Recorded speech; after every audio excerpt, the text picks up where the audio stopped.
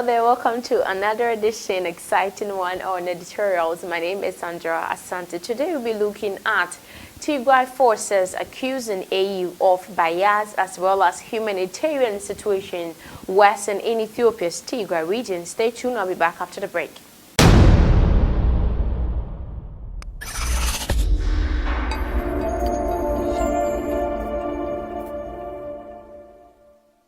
You're welcome back from the break. Thank you for always staying with me. We'll go straight into action, and I will start off with the accusation of AU by the Tigray Forces. And Tigray Forces has accused the African Union AU on Sunday of bias following the appointment by the Pan-African Organization of a mediator in the conflict that has been tearing northern Ethiopia apart for nearly a year.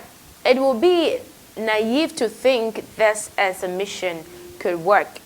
It would be naive to think that this mission could work, said on Twitter the spokesman for the forces, Getachew Reader, 3 days after the appointment of former Nigerian President Olusegun Obasanjo as representative of the African Union in the Horn of Africa with the mission to promote peace, security, stability, and political dialogue. Resolving a crisis requires at least the recognition of the existence, if not the importance of a problem, he wrote. We find it difficult to understand how one can expect constructive role from an organization that has given full meaning to the word partiality, he concluded.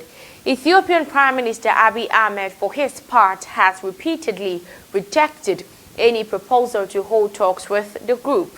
In late June, government forces withdrew from the capital. Addis Ababa announced a ceasefire. The conflict has been a sensitive issue for the African Union, and Ethiopia's ally have prevented any discussion of the issue at the UN Security Council. According to the UN, the conflict has already left some 400,000 people in a famine condition. Talking of farming condition, let's go straight into the humanitarian situation, the worsening of it in Ethiopia's Tigray region. And aid workers inside Ethiopia have warned the hostilities will only aggravate the humanitarian situation in Tigray region. Clashes have already driven hundreds of thousands of people into famine-like conditions. Ongoing fighting in Ethiopia's Tigray region has helped bring thousands of people to the brink of famine, with the UN warning of a major hunger crisis. The United States have already warned that food aid would run out this week for millions of hungry people under the blockade imposed by Ethiopia's government on the embattled region. Ethiopia is embroiled in a conflict that flared nearly 10 months ago in Tigray, and that has spilled to other regions as well. The government has also struggled to contain other outbreaks of ethnic and political violence over land and resources. As a result, up to 900,000 people in Tigray faces famine condition in what the UN has called the world's worst hunger crisis in a decade. The humanitarian situation in Tigray also is now very dire because the people there have not had access to the basic needs to survive for a long time. Saviano Abir, spokesperson for the United Nations Office for the Coordination of Humanitarian Affairs, OCHA, told DW.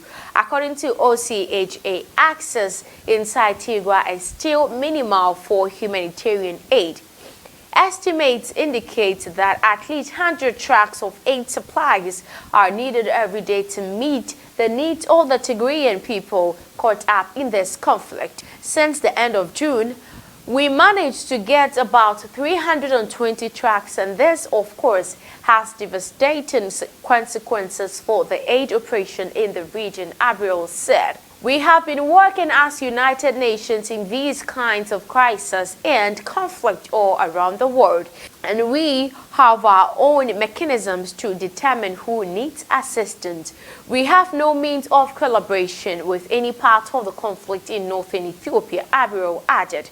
Meanwhile, The conflict has spread into Ethiopia's Amhara and Afar regions, displacing hundreds of thousands of people in recent years.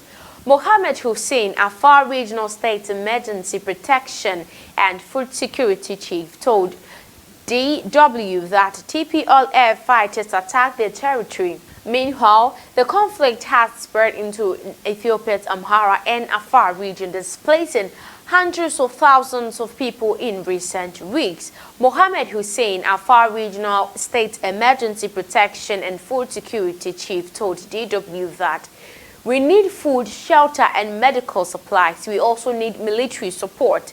We have a free and safe passage for humanitarian supplies and commercial activities. That is what Hussein stated. So the head of communications, I beg your pardon, at the International Red Cross in Ethiopia, Zeldu Ayelel, described the living conditions of the displaced people as extremely difficult. According to him, some are sheltered in schools and others are sleeping in open spaces.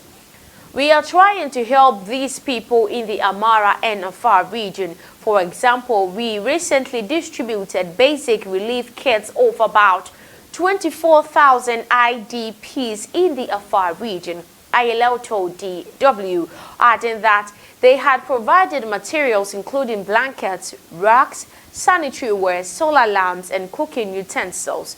We are also supporting about 26,000 people in the Desi and Debak areas. Now let's look at the role social media plays in all this. And social media platforms like Facebook and Twitter have aggravated the situation in Ethiopia, according to aid workers.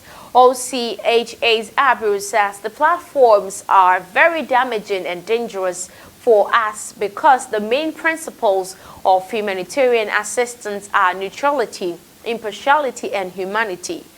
Our obligation is to assist everyone who needs assistance, no matter how they are and where they are, Abu told DW. We don't support any part to the conflict. Our obligation is to the people that need help.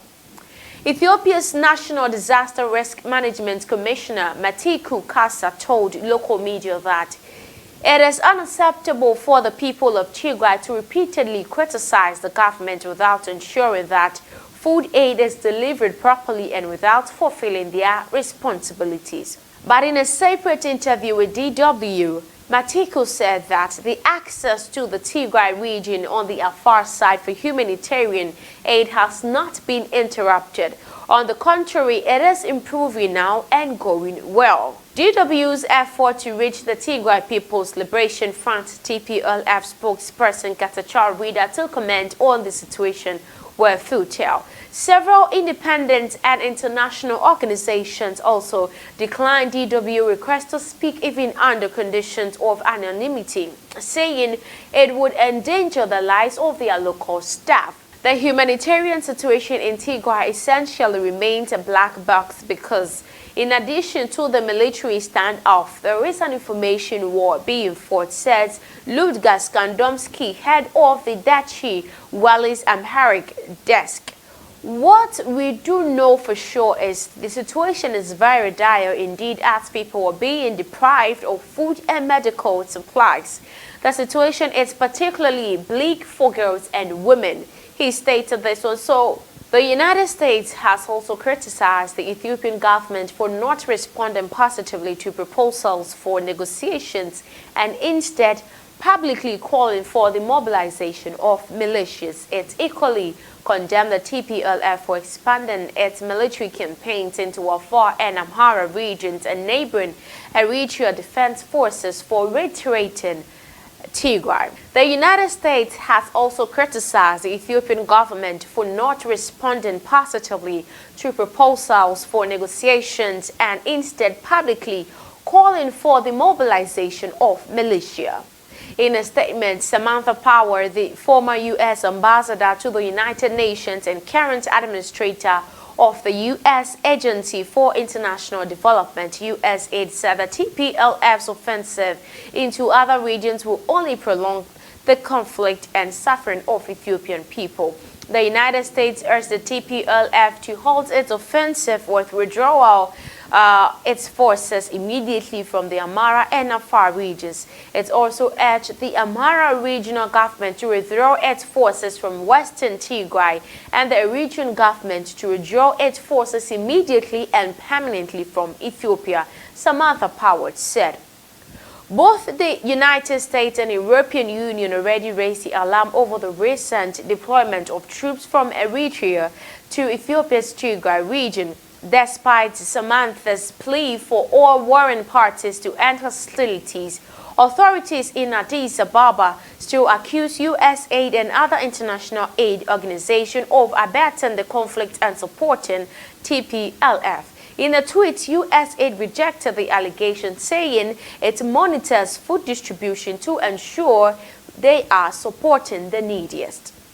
This is where I end today's editorials. Thank you so much for watching. Do have a great day.